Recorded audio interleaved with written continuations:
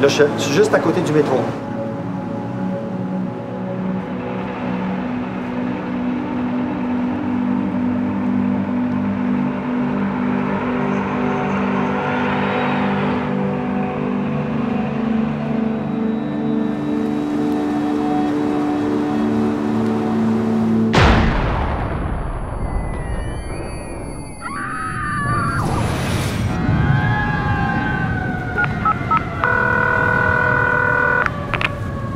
Quelle est votre urgence? Je viens de sortir du métro, il y a eu une explosion. Il y a de la fumée partout!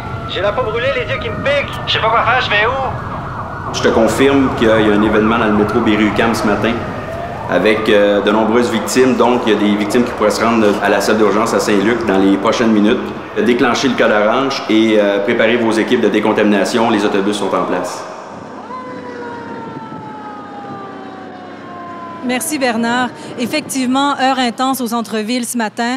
Alors à 9h30, un code orange a été déclenché suite à un incident impliquant un agent chimique. On est presque rendu. L'agent chimique aurait été libéré mécaniquement, suivi d'une explosion. Plusieurs victimes se sont rendues par elles-mêmes à l'hôpital Saint-Luc du CHUM à Montréal avec des signes de contamination. Plus tôt ce matin, on a pu voir plusieurs instances municipales et provinciales unir leurs forces et s'activer à mettre en branle tout ce processus. Je me suis entretenue avec les représentants de ces organisations qui mettront en lumière tout le processus de décontamination. Dans la situation de tous les jours à l'urgence, la plupart des patients, on peut les traiter de façon régulière. Mais s'il y a beaucoup de blessés qui arrivent ou beaucoup de patients qui arrivent rapidement, ces ressources-là deviennent insuffisantes. Alors, c'est à ce moment-là que le centre hospitalier déclenche le code orange. Le code orange nous permet, dans les centres hospitaliers, de ravoir ou de rappeler plein de personnel et des ressources matérielles également qui sont importantes pour traiter plus de patients. Alors, on se rappellera l'événement qui s'est produit au Japon en 1995 lors de l'attaque au sarin. Alors, on remarque que lorsque plusieurs personnes se rendent d'elles-mêmes à l'hôpital avec des signes de contamination, eh bien, on fait bel et bien face à un événement majeur. Alors, c'est important de mettre en branle rapidement tout le processus de décontamination.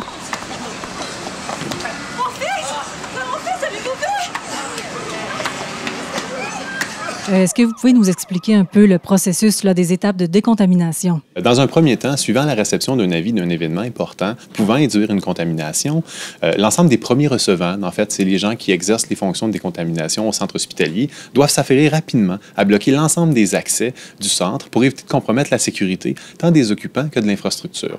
Ensuite de ça, les agents de sécurité, c'est eux qui vont s'assurer, en fait, de maintenir tous les accès bloqués.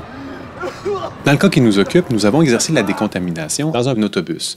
Par contre, il faut se rappeler des principes qui gouvernent la localisation d'un emplacement. Et dans le cas précis ici, en fait, c'est d'avoir un emplacement qui est à proximité de l'urgence afin de transférer les patients selon leurs priorités cliniques. Mais chaque centre hospitalier, selon leurs particularités de leur environnement physique, doivent choisir un emplacement comme une tente à l'extérieur, le garage des ambulances, une aire de décontamination qui serait spécialement prévue à cet effet-là.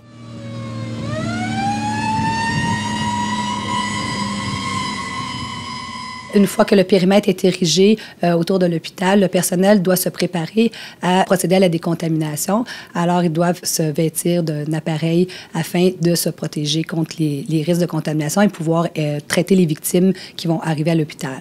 Alors, il est essentiel pour eux qu'ils portent aussi l'appareil de protection respiratoire à épuration d'air motorisé. Donc, cet appareil respiratoire-là a certains inconvénients aussi au niveau de la communication. Alors, les divers intervenants doivent aussi se trouver des stratégies pour communiquer entre eux.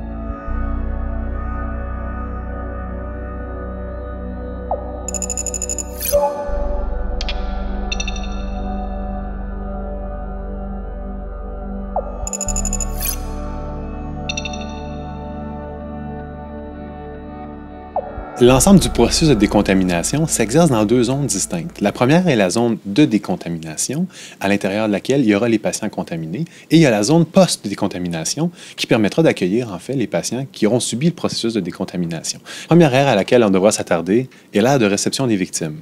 C'est l'emplacement où seront dirigés l'ensemble des victimes qui arriveront par leurs propres moyens au centre hospitalier. On vient de l'explosion dans le métro. Ça m'arrive bien les autobus! Non, regardez, nous on veut rentrer à l'urgence, je veux voir un médecin, voyez-vous, elle n'est pas capable, elle se rendra pas. Allez, vers l'autobus! Mais pourquoi on peut pas y aller? Vous allez contaminer tout le monde! Ça n'a pas de bon sens, moi je veux aller. Mais ils sont où les médecins? Ils sont où les urgentologues? Quelque chose? Tous là-bas! Allez là-bas! Allez, viens avec moi. On arrive. Ça c'est. Alors, avant d'entrer dans l'hôpital, il est bien important que les victimes soient dirigées vers la zone de décontamination. Aucune victime ne rentre dans l'hôpital sans être décontaminée. Et les patients qui arrivent en ambulance, normalement, sont tous décontaminés sur le site. Advenant le cas où ils ne seraient pas décontaminés, à ce moment-là, ils devront passer par la même zone de décontamination avant d'entrer dans l'hôpital.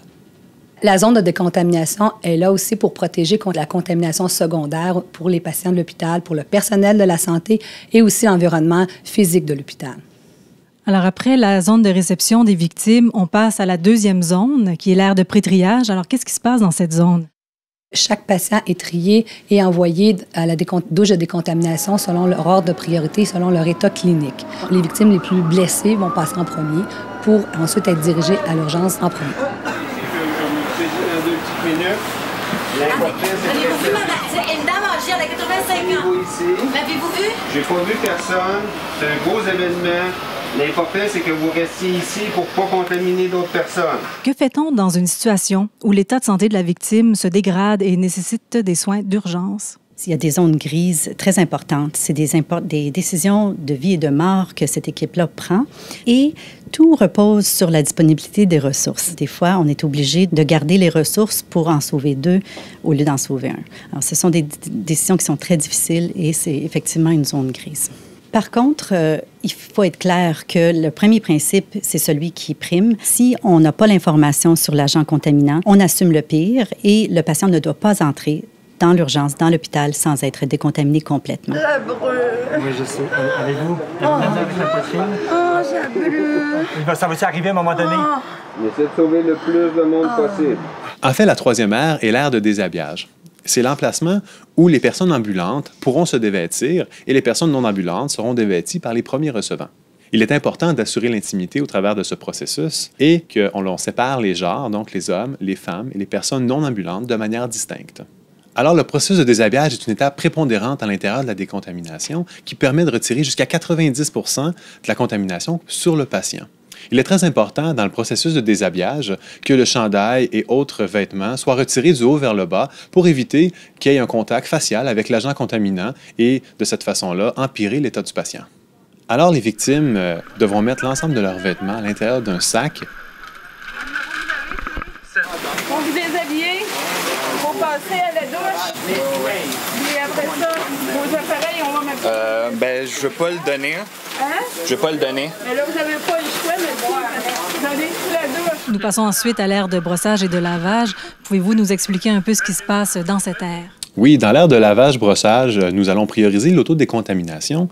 Cette façon de faire permet une plus grande latitude et moins de ressources, en fait, pour procéder à l'ensemble du processus de décontamination. Afin d'assurer un confort minimal aux patients et d'éviter une hypothermie, la température de l'eau doit être autour de 29 degrés Celsius.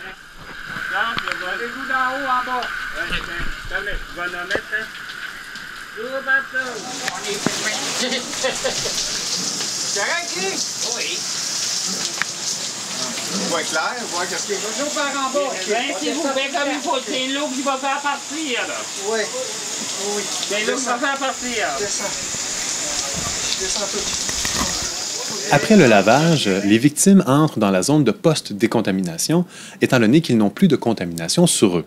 Alors, ils rentrent dans l'aire de transition, qui permet d'éviter un embouteillage entre l'emplacement du lavage et brossage et la portion où les gens seront rhabillés, soit l'aire de rhabillage-séchage. Comment? L'infirmier là, OK.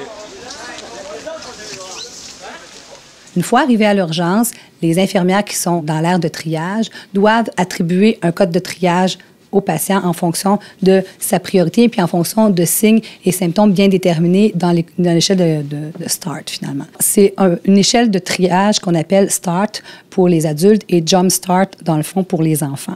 Le patient qui arrive, qui marche, il va être coté vert automatiquement. Alors, les patients qui sont plus ou moins capables de répondre aux questions, mais qui respirent quand même bien et que l'état de santé est quand même relativement stable, vont être jaunes. Pour les patients rouges, les patients ont un rythme respiratoire très accéléré, plus grand que 40, leur état de conscience est altéré et demandent des soins quand même immédiats. Pour ce qui est des noirs, c'est les patients dont les chances de survie sont très minces. C'est sûr que ça va un peu à l'encontre du triage que l'infirmière fait habituellement. C'est un peu contre-intuitif, si on peut dire ça comme ça. Mais quand il y a une arrivée massive de patients, on n'a pas le choix d'y aller comme ça pour sauver le plus de monde possible.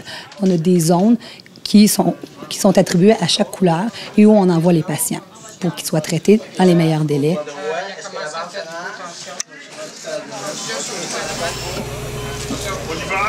Restez pas!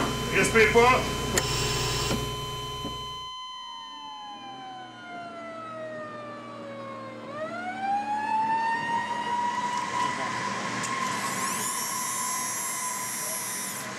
Alors, les victimes qui arrivent en ambulance sont déjà triées par les ambulanciers, selon la même méthode que nous utilisons, donc la méthode START.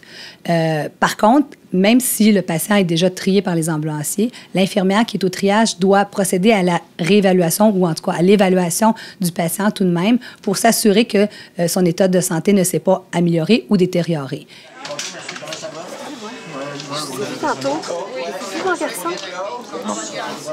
Alors, en plus de l'événement en soi, j'imagine que tout ce processus doit être très éprouvant pour les victimes. Alors, quel type de support est offert aux patients? En fait, on peut s'imaginer que dans un cas comme celui-ci, il y a beaucoup plus de patients qui vont se présenter dans les centres hospitaliers et dans les cliniques que le nombre de patients qui a été vraiment exposé à l'agent intoxicant. Si on prend l'exemple de l'attaque au sarin dans le métro au Japon en 1995, on avait estimé quelques 5000 consultations dans les centres hospitaliers et dans les cliniques, alors que seulement environ 1000 personnes ont réellement été exposées de façon significative. Ce qui veut dire que chaque centre hospitalier doit prévoir dans leur plan de code orange un plan de réponse psychosociale. Et cette réponse-là, en général, comprend les équipes de psychologie, de psychiatrie, des travailleurs sociaux, qui travaillent tous ensemble pour soutenir les patients qui ont été exposés, qui font partie du désastre, mais aussi ceux qui sont juste inquiets. Et c'est normal, il faut s'attendre à ça. Et ça fait partie du plan Code Orange d'une institution. Alors, on a vu plutôt un père se présenter avec son bébé. Que fait-on dans une telle situation? Ça prend plus de personnel pour guider les enfants qui se décontaminent, pour les aider aussi à se décontaminer, et c'est là que le parent peut aider. Aussi, quand on parle vraiment de la décontamination du poupon, qui est très particulière, il faut prévoir de l'équipement, un panier particulier pour que l'enfant soit dedans, que le parent ou le personnel médical tienne toujours le bébé avec une main au moins lors de la décontamination, où il faut s'assurer que et l'eau et l'environnement sont réchauffés pour que l'enfant ne devienne pas hypothermique, que les enfants seront plus anxieux et pourront pas communiquer verbalement souvent leurs douleurs, leurs blessures, leur anxiété. Donc, c'est vraiment préférable, si l'état de santé de l'enfant et de l'accompagnateur ou du parent le permet, de garder les deux ensemble. Le processus de coordination et de communication lors d'un tel événement se produit dans l'ère du chef de décontamination. Un tel événement est très demandant pour les personnes qui sont premières recevantes au niveau du centre hospitalier. En effet, ces personnes portent un équipement de protection individuelle qui peut nuire à leur confort sur une longue période. Nous devons donc assurer que ceux-ci recourent à des pauses de manière fréquente et habituelle pour assurer pleinement leur santé et sécurité. Avant d'accéder à l'aire de repos, les premiers recevants pourront eux-mêmes se décontaminer en passant avec leur équipement de protection individuelle sous la douche, ensuite de quoi ils pourront retirer leurs équipements, les mettre dans un sac pour utilisation ultérieure.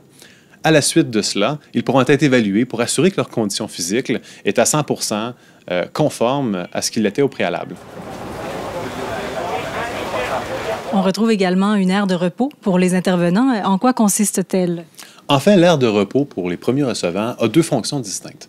La première est d'assurer leur santé-sécurité, soit un emplacement où une équipe de secours pourra être présente. C'est aussi l'emplacement où on assurera leur bien-être. Car il faut comprendre que bien que les victimes subissent quelque chose de traumatisant à l'intérieur du processus de décontamination, il n'est pas usuel pour un employé du réseau de la santé d'exercer des fonctions de premier recevant et de revêtir l'ensemble d'un équipement de protection individuelle.